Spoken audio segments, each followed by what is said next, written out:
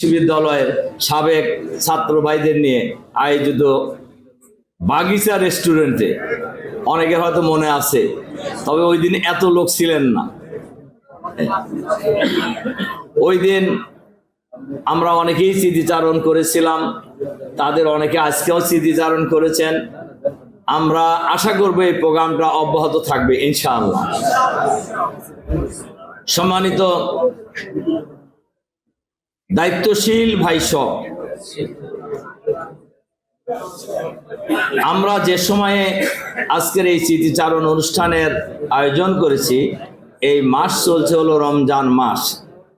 আশা করি ইফতারেরও আয়োজন আছে এবং আপনারা ইফতারও করবেন ইনশাআল্লাহ। রমজান মাস আল্লাহ তাআলা রমজানের রোজাকে ফরজ করেছেন, উদ্দেশ্য হলো তাকওয়া অর্জন করা।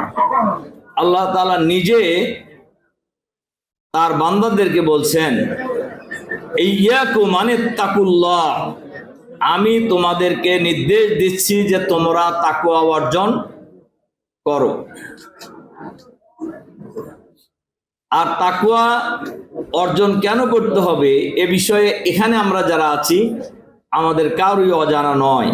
আমরা সবাই যার যার ব্যক্তিগত জীবনকে আমরা তাকওয়ার গুণে গুণান্বিত করে রমজানের সঠিক হক আদায় করার আমরা চেষ্টা করব ইনশাআল্লাহ।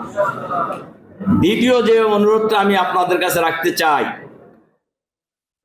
যে আমরা যারা প্রাক্তন ছিলাম, আজকের স্মৃতিচারণ অনুষ্ঠানে আমরা অনেক স্মৃতিচারণ করেছি।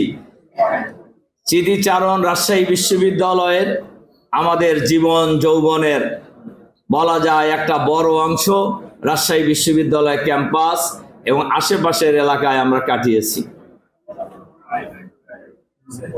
আমার ছোট্ট একটা ঘটনা বলে আমি আমার বাকি কথা বলবো। প্রধান অতিথি আছেন, উনি বক্তব্য রাখবেন। রাজশাহী বিশ্ববিদ্যালয় থেকে শিবিরকে যখন বের করে দেওয়া হলো, আমরা যখন বিনোদপুরে অবস্থান করছি, আমরা বেশ দীর্ঘ সময় বিনোদপুরে অবস্থান করছি, তখন শামসুল ইসলাম ভাই কেন্দ্রীয় সভাপতি আর আমিনুল ইসলাম মুকুল ভাই সেক্রেটারি জেনারেল, শামসু ভাই হজে গেছেন। আমরা ক্যাম্পাসে উঠব, আমাদের সদস্য বৈঠকের সিদ্ধান্ত, মুকুল ভাই কোনোভাবেই রাজি হচ্ছে না। তখন মুকুল ভাইকে আমি বললাম যে আপনি ঢাকাতে আসেন, রাজশাহীতে আসেন। রাজশাহী এসে উনি সদস্য বৈঠক কেরামত ভাই এর সাক্ষী, আমাদের মজিব ভাইও সে বৈঠকে ছিলেন, আমাদের আকন্দ ভাই সে বৈঠকে ছিলেন, অনেকেই ছিলেন সে বৈঠকে। আমরা তখন বিনোদপুরে থাকি, তখন মুকুল ভাই রাজি না। আমরা সবাই বললাম যে আপনি আমিরে জামাতের সাথে আলাপ করেন। আমিরে জামাত তখন প্রফেসর গোলাম আজম সাহেব। তখন উনি বাধ্য হইলেন আমিরে জামাতের সাথে কথা বলতে। আমিরে জামাত, উনি কিন্তু সদস্য বৈঠকে থেকেই কথা হচ্ছে। আমিরে জামাত বললেন যে ওখানকার লোকেরা কি বলে। উনি বললেন যে ওখানকার লোকেরা, এখানকার লোকেরা সবাই রাজি এবং আমাকে খুব চাপাচাপি করতেছে।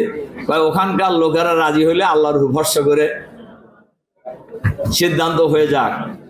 এরপরে আমরা সিদ্ধান্ত নিলাম আমরা ক্যাম্পাসে উঠবো। ক্যাম্পাসে আমরা উঠে গেলাম আমাদের সিদ্ধান্ত অনুযায়ী। এটা লম্বা ঘটনা। এর ইতিমধ্যেই সর্বত্র তোলপাড় শুরু হয়ে গেছে। ভাইস চ্যান্সেলর তখন আমানুল্লাহ সাহেব নিজেই উনি ডিসিকে ফোন করছেন। ডিসি বলছেন দীর্ঘদিন আমরা চেষ্টা করে এই ছাত্রদেরকে আমরা হলে ফিরাতে পারলাম না, আপনি এখন অস্থির হয়েছেন কেন? ওরা নিজেরা উঠে গেছে। এরপরে এসপি সাহেব আসলেন, আমরা তো ধরে দিয়েছি এখন আমাদেরকে বেঁধে নিয়ে চলে যাবে, যেহেতু ওদের বেশ কিছু লোক আহত হয়ে গেছে। এসপি সাহেব এসে বললেন যে কোনো অসুবিধা নাই, আমরা আছি। এই যে শিবির রাজশাহী বিশ্ববিদ্যালয় ওপেন হয়ে গেল, এই ওপেন এখনো আছে, কিয়ামত পর্যন্ত থাকবে ইনশাআল্লাহ।